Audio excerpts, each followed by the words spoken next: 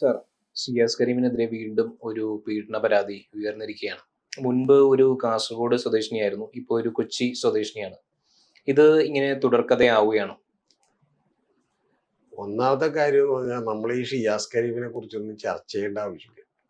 കാരണം എന്ന് വെച്ചാൽ നമ്മുടെ ഒരു ജീവിതത്തിന്റെ മലയാളിയുടെ ഗതികേടാണ് ബിഗ് ബോസ് എന്ന് പറയുന്ന ഒരു പ്രോഗ്രാം. ആ ബിഗ് ബോസ് ഫാക്ടറിയിൽ നിന്ന് കുറെ ഈ പറയുന്ന പോലെ അടയിട്ട് വിരിയിച്ചിട്ടുള്ള കുറെ അവതാരങ്ങളുണ്ട്.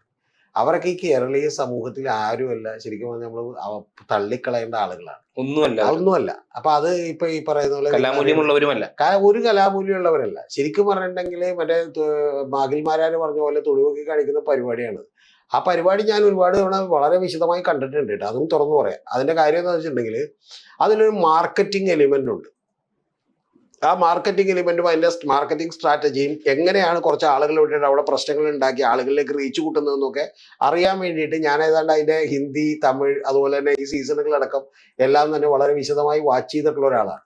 പക്ഷെ പ്രധാനപ്പെട്ട ഒരു കാര്യം എന്ന് പറഞ്ഞാൽ ഇതിലൂടെ ഉണ്ടാകാൻ പോകുന്ന ഏറ്റവും വലിയ അപകടം, നേരത്തെ നമ്മുടെ നാട്ടിലൊന്ന് ആലോചിച്ച് നോക്കിയാൽ സാംസ്കാരിക നായകരായിട്ടുള്ള ആളുകൾ, പുസ്തകം എഴുതുന്ന ആളുകൾ, കുറെ നല്ല പ്രഭാഷകർ, സുകുമാർ അഴീക്കോട്, ONV കുറുപ്പ്, ഇത്തരത്തിലുള്ള ആളുകളൊക്കെയാണ് ഒരു സാംസ്കാരിക മണ്ഡലത്തിൽ വിരാജിച്ചിരുന്നതെങ്കിൽ ഇപ്പൊ അതൊക്കെ മാറിയിട്ട് നിങ്ങളൊന്ന് ആലോചിച്ച് നോക്കി. അഖിൽമാരാര്, സജിന, മറ്റേ ഈ പറയുന്ന പോലെ എന്താണ് ഇവന്റെ പേര്, ഷിയാസ് കരീം, ഇതുപോലെയുള്ള ആളുകളാണ്. പിന്നെ ഇതിനകത്ത് രജിത് കുമാർ, ഇതൊക്കെയാണ് വലിയ താരങ്ങളായിട്ട് വന്നിട്ടുള്ളത്. ഒന്ന് ആലോചിച്ച് നോക്കി. പ്രസവിക്കുന്നത് ഈ പറയുന്ന പോലെ പ്രസവിച്ചിട്ട് അരിയിടിക്കും എന്ന് പറയുന്നവര്, അതുപോലെ തന്നെ ഇതിന്റെ വിവരക്കേടുകൾ ബീഫ് കഴിക്കാത്തവരെന്ന് പറയുന്നവര്, ഇവൻ തന്നെ ബീഫ് കഴിക്കാതെ BJP ആണെന്ന് ചോദിക്കുന്നത്. അവനൊന്നും പറയുന്നതിന് അത്ര ഗൗരവത്തിൽ ഉൾക്കൊള്ളേണ്ട ആവശ്യമില്ല. BJP ഞാൻ പോർക്ക് കഴിക്കില്ല, എന്റെ മതപുസ്തകത്തിൽ പോർക്ക് കഴിക്കാൻ പറഞ്ഞിട്ട് പാടില്ല എന്ന് പറഞ്ഞിട്ടുണ്ട്. അല്ല അത്രയൊക്കെ വിവരം ഉള്ളുന്നേ.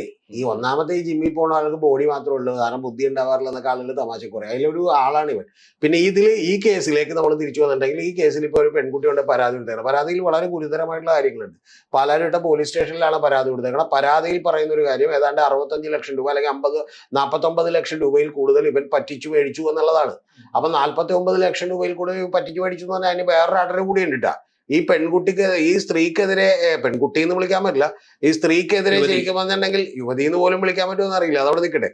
ഈ പറയുന്ന മറ്റേ ഈ സ്ത്രീക്കെതിരെ ഫേസ്ബുക്കിൽ പണ്ട് ഇവനെതിരെ കുറച്ച് കുറിപ്പുകളൊക്കെ വന്നിരുന്നു. അതായത് ഇവൻ ഇതുപോലെ പണമടിച്ചു മാറ്റിയിട്ടുണ്ട്, കാശ് മാറ്റിയിട്ടുണ്ട് എന്നൊക്കെ പറഞ്ഞ് കുറെ കുറിപ്പുകളൊക്കെ വന്നിരുന്നു. ആ കുറിപ്പുകളൊക്കെ വന്നപ്പോൾ തന്നെ ഇവൻ കൊണ്ടുപോയിട്ട് ഈ സ്ത്രീക്കെതിരെ പരാതി കൊടുത്തിട്ടുണ്ട്. അത് ഡിഫോമേഷൻ കംപ്ലൈന്റ് ആണ് കൊടുത്തേക്കുന്നത്. ആ ഡിഫോമേഷൻ കംപ്ലൈന്റ് കൊടുത്തതിന് ശേഷം ഇവന്റെ വീട്ടുകാരായിട്ട് അറിയാവുന്നതാണ്, സൗഹൃദമുള്ളതാണ് എന്നൊക്കെ പറഞ്ഞതിന് ശേഷം ഇവൻ എന്ത് ചെയ്തിട്ടുണ്ട്, ഈ പെൺകുട്ടി ഇപ്പൊ വീണ്ടും തിരിച്ച് ഇവനെതിരെ കംപ്ലൈന്റ് കൊടുത്തേക്കാണ്. ഇവനെതിരെ കംപ്ലൈന്റ് കൊടുത്തേക്കുമ്പോൾ രണ്ട് കാര്യങ്ങളാണ് അതിനകത്ത് വന്നേക്കണം. ഒന്ന്, ജീവിതകാലം മുഴുവൻ എന്ത് ചെയ്തോളാം, ഒരുമിച്ച് നമുക്ക് ജീവിക്കാം എന്നാണ് പറഞ്ഞിരുന്നത്. അതൊക്കെ പറയുന്ന ഓഡിയോ പുറത്തു വന്നിട്ടുണ്ട് കേട്ടോ. താങ്കൾ അത് കേട്ടോന്ന് അറിയില്ല, നിരവധി ഓഡിയോകൾ പുറത്തു വന്നിട്ടുണ്ട്. പിന്നെ രണ്ടാമത്തെ കാര്യം എന്ന് പറഞ്ഞാൽ ഷിയാസ് കരീം സമ്മതിച്ചിട്ടുള്ള ഒരു കാര്യം, അതെന്താണെന്ന് അറിയാമോ? അവർ തന്നിട്ടുള്ള കാശ് മുഴുവൻ ഞാൻ തിരിച്ച് കൊടുത്തേക്കാന്ന്. കൊടുത്തു എന്നുള്ളതല്ല, കൊടുത്തേക്കാം, ഞാൻ ആ കാശ് മേടിച്ചിട്ടുണ്ടെന്നുള്ളത് ശരിയാണ്, അതെല്ലാം ഞാൻ 1 രൂപ ഇല്ലാതെ മുഴുവനായിട്ട് ഞാൻ തിരിച്ചു കൊടുത്തേക്കാന്നൊക്കെ പറയുന്നുണ്ട്. പിന്നെ ഇവർ എത്തിപ്പെടുന്ന വീട്ടിൽ നിന്നുകൊണ്ട് ഉമ്മയുടെ സ്വർണം എന്തോ മേടിച്ചിട്ട് പോയി എന്നൊക്കെ പറയുന്നുണ്ട്. ആ സ്വർണം മേടിച്ചിട്ട് പോയി അത് തിരിച്ചു കിട്ടുമോന്നൊക്കെ പറഞ്ഞ് ഇപ്പൊ പറയുന്ന ഷിയാസ് അങ്ങനെയാണ്. പക്ഷെ ഉമ്മയുടെ സ്വർണം മേടിച്ചിട്ടുണ്ടോ എന്നുള്ള കാര്യത്തിലേക്ക് എനിക്ക് സംശയമുണ്ട്. കാരണം എന്ന് വെച്ചിട്ടുണ്ടെങ്കിൽ അങ്ങനെയാണെങ്കിൽ അവർക്ക് ആദ്യം പരാതി വേണ്ടേ? അങ്ങനെ പരാതിയില്ല. രണ്ടാമത്തെ കാര്യം എന്ന് പറഞ്ഞിട്ടുണ്ടെങ്കിൽ ഇതൊരു കൗണ്ടർ പരാതിയായിട്ടാണ് വന്നേക്കണേ. ആ കൗണ്ടർ പരാതിയായിട്ട് വന്നുകൊണ്ട് തന്നെ ഇപ്പൊ പോലീസ് കേസെടുത്തിട്ടില്ല, ഇവരെ വിളിക്കുകയാണ് ചെയ്തേക്കണേ. പോലീസ് ഇപ്പൊ FIR ഇടും, ഉറപ്പായിട്ടും FIR ഇട്ടിട്ട് കേസെടുത്തിട്ടുണ്ടെങ്കിൽ അവൻ മുൻകൂർ ജാമ്യം എടുക്കണം. ആ മുൻകൂർ ജാമ്യം ഒരുപക്ഷെ കിട്ടുമായിരിക്കും, കാരണം ഇവർ തമ്മിൽ ഒരുപാട് കാലത്തെ ബന്ധമുണ്ടെന്നുള്ളത് യാഥാർത്ഥ്യമായിട്ടുള്ളൊരു കാര്യമാണ്. പക്ഷെ പ്രധാനപ്പെട്ട വിഷയം എന്താണെന്ന് വെച്ചിട്ടുണ്ടെങ്കിൽ ഒരൊറ്റ കാര്യമുള്ളൂ, ഈ ഷിയാസ് കരീം, അതുപോലെ തന്നെ ഈ പറയുന്ന പോലെ ഇതുപോലെയുള്ള ആളുകളൊക്കെ. ഒന്നാമത്തെ ഞാനൊരു കാര്യം താങ്കളോട് പറയാം, ഈ ബിഗ് ബോസിലേക്ക് ഈ ഷിയാസ് കരീം വന്നൊരു വരവുണ്ട്, എൻട്രി. ആ എൻട്രി കണ്ടപ്പോൾ തന്നെ ഞാൻ വിചാരിച്ചു, ഏതാണ് ഈ വിവരമില്ലാത്ത എടുത്തിട്ടുള്ളത് രീതി വിചാരിച്ചില്ല. വിവരമുള്ളവരെങ്കിലും ബിഗ് ബോസ് വരും. അല്ല, വിവരമുള്ളവരൊക്കെ ബിഗ് ബോസ് വരുമായിരിക്കും. ഇനിയിപ്പോ ചിലപ്പോൾ എന്നെ കുളിച്ചാൽ ചെല്ലുമായിരിക്കും, എനിക്കറിയില്ല. ഞാൻ പറയുന്ന ഒരു കാര്യം എന്ന് വെച്ചാൽ വിവരമില്ലാത്ത ആളുകളെ മതി അവർക്ക്. വിവരമില്ലാത്ത ആളുകളാ. ഇനി വേറൊരു പെൺകുട്ടി വന്നിരുന്നു, ഒന്നും ഓർക്കണ്ട നിങ്ങൾ. ഈ പറയുന്ന മറ്റേ ഒമർ ലുലുവിന്റെ ഒക്കെ സിനിമയിൽ അഭിനയിച്ച ഒരു പെൺകുട്ടിയാണ്. ആ പെൺകുട്ടിയൊക്കെ ചോദിക്കണേ എമ്മടിക്കണ്ടേ, എമ്മടിക്കൂലേ എന്നൊക്കെ ചോദിക്കുന്ന ഒരു പെൺകൊച്ചൊക്കെ വന്നില്ല. റേറ്റിംഗ് കിട്ടണമെന്നുണ്ടെങ്കിൽ നമ്മൾ ഇതുപോലെയൊക്കെ ചോദിക്കണം. അല്ല, ഇതുപോലെയുള്ള ആളുകളെയൊക്കെ വിളിച്ചിട്ട് ഈ ബിഗ് ബോസ്, ഞാൻ പറയുന്നത് യഥാർത്ഥത്തിൽ ഈ ബിഗ് ബോസ് നിരോധിക്കണമെന്നാണ്. കാരണം ബിഗ് ബോസ് ഇനിയും ഇതുപോലെയുള്ള അവതാരങ്ങളെ പടച്ചിങ്ങോട്ട് വിടും, ഈ സമൂഹത്തിൽ വലിയ തലവേദന ഉണ്ടാക്കും. അതായത് പ്രസവിക്കുകയും അരിയിടിക്കുകയും ചെയ്യുന്ന പെണ്ണുങ്ങളുണ്ടാവുന്ന ആളുകളെ, ഇതുപോലെയുള്ള വിചിത്രമായിട്ടുള്ള അഭിപ്രായങ്ങൾ പറയുന്ന ആളുകളെ കിട്ടും. ഈ ആളുകളൊക്കെ എടുത്ത് നമ്മുടെ നാട്ടിലുള്ള മാധ്യമങ്ങളൊക്കെ എടുത്ത് തലയിലേക്ക് വെക്കുകയാണെന്ന് അപ്പം തന്നെ. ഈ 50,000 അല്ലെങ്കിൽ 5 ലക്ഷം ഇതെല്ലാം തന്നെ സ്റ്റേജ് മാനേജ്ഡ് ഷോയാണ്. താങ്കൾ അറിയേണ്ടത് ഇപ്പൊ അഖിൽ മാരാര് വരുന്നു, നേരെ കൊട്ടാരക്കലിൽ സ്വീകരിക്കാനായിട്ട് ആയിരങ്ങൾ നിൽക്കുന്നു എന്ന് പറഞ്ഞിട്ടുണ്ടെങ്കിൽ ഈ ചാനലുകാരും അതുപോലെ തന്നെ ഇവന്റെ PR ഏജൻസികളും കൂടി കൃത്യമായി കാശ് കൊടുത്ത് കൊണ്ടുവരുന്ന ആളുകളാണ്. അല്ലാതെ രാത്രി 12 മണിക്കൊന്നും ഒരാൾ വന്ന് അവിടെ വന്ന് നിൽക്കാൻ. എനിക്ക് ഓർമ്മയുണ്ട് ഡോക്ടർ രജിത് കുമാർ കോവിഡിന്റെ സമയത്താണ് വരുന്നത്. അന്നൊരു വലിയൊരു ജനക്കൂട്ടം, അതുപോലെ എയർപോർട്ടിന് പുറത്ത് ജനക്കൂട്ടം, അത് കാക്കക്കുയിൽ, പച്ചക്കുയിൽ, മഞ്ഞക്കുയിൽ, എല്ലാം അങ്ങനെ തന്നെ, എല്ലാം അങ്ങനെ തന്നെ. അവർക്ക് വേണ്ടി ആർമി രൂപീകരിക്കുന്നു. ആരാണ് ഈ ആർമി ഉള്ളത്? ഈ ഒരു ദിവസം ഒരു മാസം 2 മാസം കഴിഞ്ഞിട്ട് ആരെങ്കിലും ഈ ആർമിയെ കണ്ടിട്ടുണ്ടോ? ഇല്ല, കണ്ടിട്ടില്ല. എവിടെ കണ്ടിട്ടുണ്ടോ? ഇപ്പൊ നമ്മൾ ഈ പറഞ്ഞ ഇവിടെ നിന്ന് ഷിയാസ് കരീമിനെ കുറ്റം പറയണേ. ഷിയാസ് കരീമിന്റെ ആർമി എവിടെ പോയി? ഇല്ല. എന്റെ പൊന്നു, താങ്കൾ ഇത് അറിയേണ്ടത് ഇത് കൃത്യം. ഇത് പണ്ട് മറ്റേ ഋത്തിക് റോഷൻ ഒരു മറ്റേ ഫിലിമിൽ അഭിനയിച്ച് കഴിയുമ്പോഴത്തേക്കും എന്ത് ചെയ്തു, ടിക്കറ്റ് ബുക്ക് ചെയ്തു ഒരു വിമാനത്തിൽ നിറഞ്ഞുകൊണ്ട്.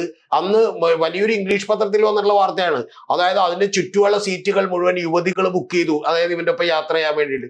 ഇത് യഥാർത്ഥത്തിൽ ആ സിനിമയുടെ പ്രൊമോഷന് വേണ്ടി ഇവർ മനഃപൂർവ്വം ഉണ്ടാക്കുന്ന ഒരു ഹൈപ്പ് ആണ്. ആ ഹൈപ്പ് പോലെ തന്നെ ഈ ബിഗ് ബോസ് എന്ന് പറയുന്ന പരിപാടി വലിയ തോതിൽ ഒരു ഹൈപ്പ് ഉണ്ടാക്കി ക്ലിക്കാക്കി എടുത്ത് സെക്കൻഡുകൾക്ക് ലക്ഷങ്ങള് എന്ത് ചെയ്യാം, അഡ്വർടൈസേഴ്സിന്റെ അടുത്തുനിന്ന് പ്രതിഫലം വാങ്ങാം എന്നുള്ളതാണ് ഇവരുടെ ആദ്യത്തെ കാര്യം. ഇവരെ ഏറ്റവും ആദ്യം അത് ക്ലിക്കാക്കാൻ വേണ്ടി കുറച്ച് ഇൻവെസ്റ്റ് ചെയ്യുന്നു. കാരണം മാസം 1 ലക്ഷം രൂപയെ കൊടുക്കുന്ന, ഡെയിലി 1 ലക്ഷം രൂപയെ കൊടുക്കുന്ന ശ്വേതാ മേനനെ പോലെ കുറച്ച് ആളുകളെയൊക്കെ കൊണ്ടുവന്നിരുന്നു ഇവര്. അതിനുശേഷം ഇപ്പൊ നിങ്ങൾ ബിഗ് ബോസ് നോക്കിക്കോ, കുറെ കൂടി ലോ പ്രൊഫൈലുള്ള ആളുകളാണ്.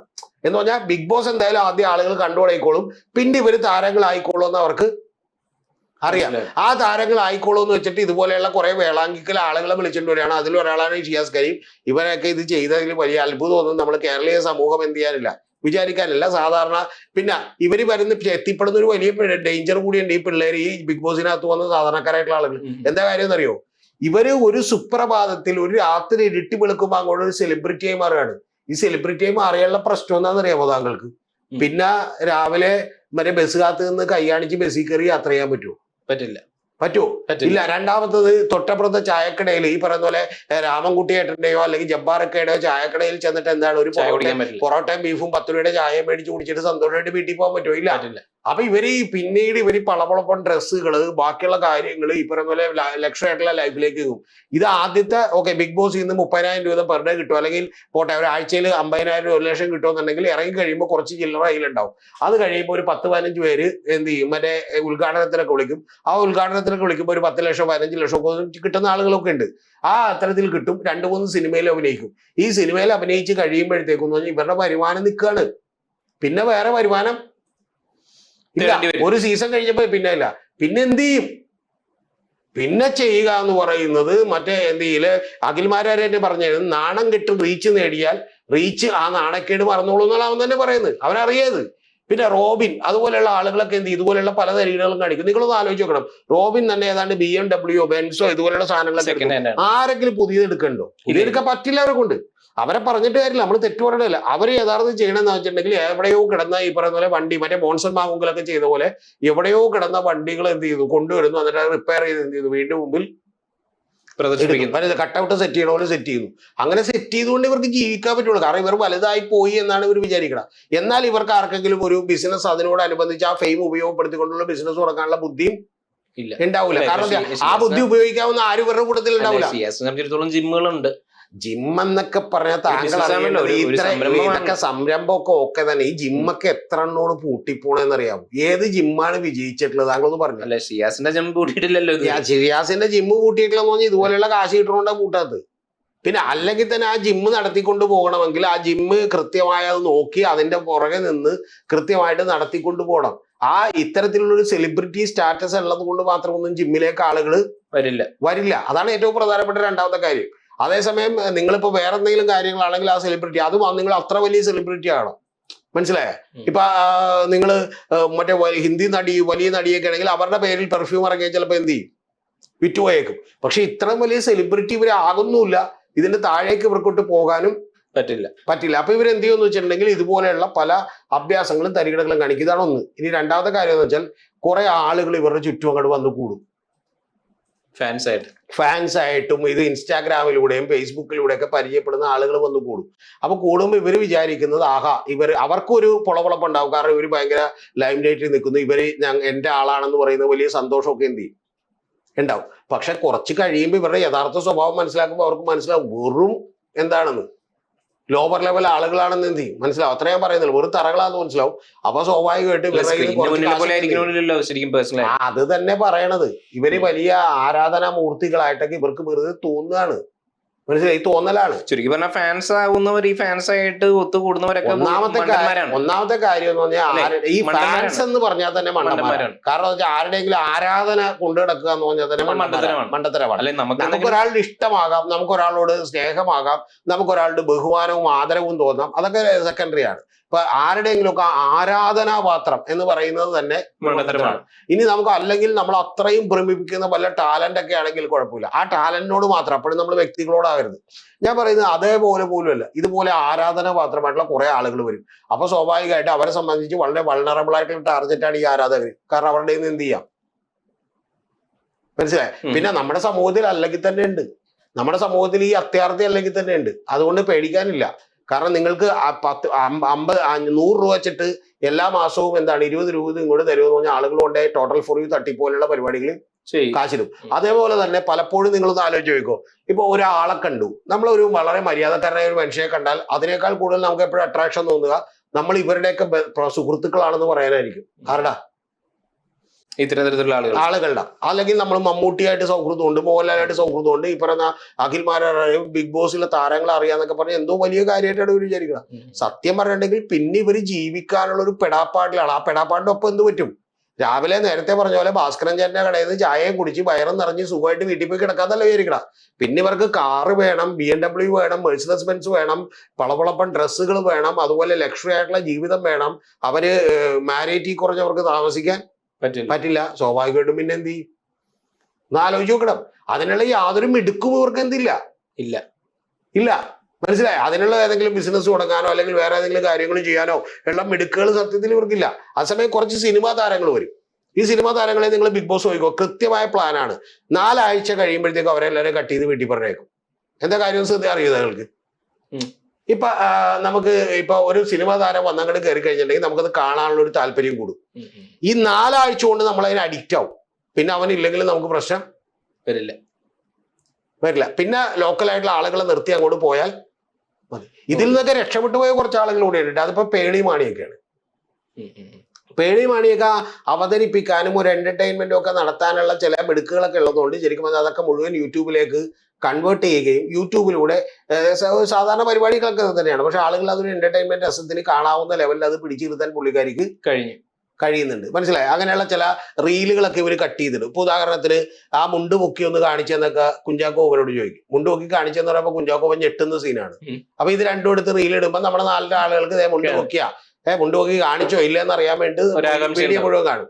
മുണ്ട് പൊക്കി കാണിക്കുന്നത് മുണ്ട് പൊക്കി കാണിക്കുക എന്നുള്ളതാണ് ഉദ്ദേശിക്കുന്നത്. മുണ്ട് മാറ്റാനാണ്. അതായത് മുണ്ടിലൊരു ഡിസൈൻ ഉണ്ടെന്നുള്ളത്. അപ്പൊ അതുകൊണ്ട് അത്തരത്തിലുള്ള കാര്യങ്ങൾ അല്ല, ഡബിൾ മീനിങ് ആണെന്നും പറയാൻ പറ്റില്ല. എന്താ കാര്യം എന്ന് വെച്ചാൽ നിങ്ങൾ അങ്ങനെ ചിന്തിക്കണമെന്നില്ല, ഞാനതൊന്നും ചിന്തിച്ചില്ല. മനസ്സിലായി പറയാം. അപ്പൊ അതുകൊണ്ട് അത്തരത്തിലുള്ള പരിപാടികളാണ്. അതുകൊണ്ട് കരീമും ഈ പറഞ്ഞ പോലെ ഷിയാസും ഒക്കെ ഇതും ഇതിന്റെ പല അഭ്യാസങ്ങളും ഒക്കെ കാണിക്കും. പിന്നെ കേരളത്തിലെ ചില രാഷ്ട്രീയക്കാരോട് എനിക്ക് പറയാനുള്ളത്, ഇവരൊക്കെയാണ് BJPക്കെതിരെയുള്ള കുന്തമുന എന്നൊക്കെ നിങ്ങൾ വിചാരിച്ചു കളയരുത്, നിങ്ങൾ പെടും. ഇവരെയൊക്കെ അങ്ങോട്ട് പ്രോത്സാഹിപ്പിക്കുന്ന കുറെ ആളുകളുണ്ട്. അതായത് ഈ പറയുന്ന എന്ത് ഷിയാസ് കരീമിനൊക്കെ എന്ത് നിലപാടുള്ളത്? സത്യം പറഞ്ഞിട്ടുണ്ടെങ്കിൽ നാളെ BJP വന്നിട്ട് വലിയൊരു ഓഫർ അവന്റെ മുമ്പിൽ വെച്ചിട്ടുണ്ടെങ്കിൽ അവൻ അപ്പം തന്നെ എന്ത് ചെയ്താൽ മതി, ആ ജിമ്മും പൂട്ടിയിട്ട് എന്ത് ചെയ്യും, BJPയിലേക്ക് പോകും. അപ്പൊ അതുകൊണ്ട് ഒരു നിലപാടുമില്ല. അതുകൊണ്ട് അവരിൽ നിന്നൊക്കെ നമ്മൾ ഇത്ര പ്രതീക്ഷിക്കുന്നുള്ളൂ. അതുകൊണ്ട് സത്യത്തിൽ ഞാൻ വിചാരിച്ചൊരു കാര്യം, ഈ മാരാരി ഗീരാരി അതുപോലെ തന്നെ ഈ പറയുന്ന ആളുകളൊന്നും പറയുന്ന കാര്യത്തെ നമ്മൾ എന്ത് ചെയ്യേണ്ടതില്ല, ചർച്ച എടുക്കണ്ടില്ല. എനിക്ക് ആകെയുള്ള സങ്കടം എന്ന് വെച്ചാൽ ഒറ്റ കാര്യം ഒരാളോട് എനിക്ക് പറയാനുള്ളൂ. മോഹൻലാൽ താങ്കൾക്ക് ആവശ്യത്തിലേറെ പണം ഈ കേരളീയ സമൂഹം തന്നിട്ടുണ്ട്. ഒരു സിനിമയിൽ അഭിനയിച്ചാൽ താങ്കൾ 45-50 ദിവസം അഭിനയിച്ചാൽ താങ്കൾക്ക് മിനിമം ഒരു 15 കോടി രൂപ കിട്ടും. താങ്കൾ അത് പുറത്ത് തമിഴിലോ തെലുങ്കിലോ പോയി അഭിനയിച്ചാൽ താങ്കൾക്ക് 25-30 കോടി രൂപ കിട്ടും. താങ്കൾ അത്തരം പണികൾ ചെയ്ത് ജീവിക്കൂ. ഈ 10 കോടി രൂപയ്ക്ക് വേണ്ടി ഈ ബിഗ് ബോസിൽ വന്ന് 10, 15, 20 കോടി രൂപയ്ക്ക് വേണ്ടിയിട്ട് ഈ ബിഗ് ബോസിൽ വന്ന് വെറുതെ ഈ നാട്ടുകാരെ എന്ത് ചെയ്യല്ലേ, വെറുപ്പിക്കരുത്. അതുപോലെ തന്നെ ഈ ഷോ കൊണ്ട് ഈ നാട്ടിൽ ഓരോ ദിവസവും ഉണ്ടായിക്കൊണ്ടിരുന്ന സാംസ്കാരിക നായകരെ കണ്ട് ലജ്ജിച്ച് തലതാഴ്ത്തുകയാണ്.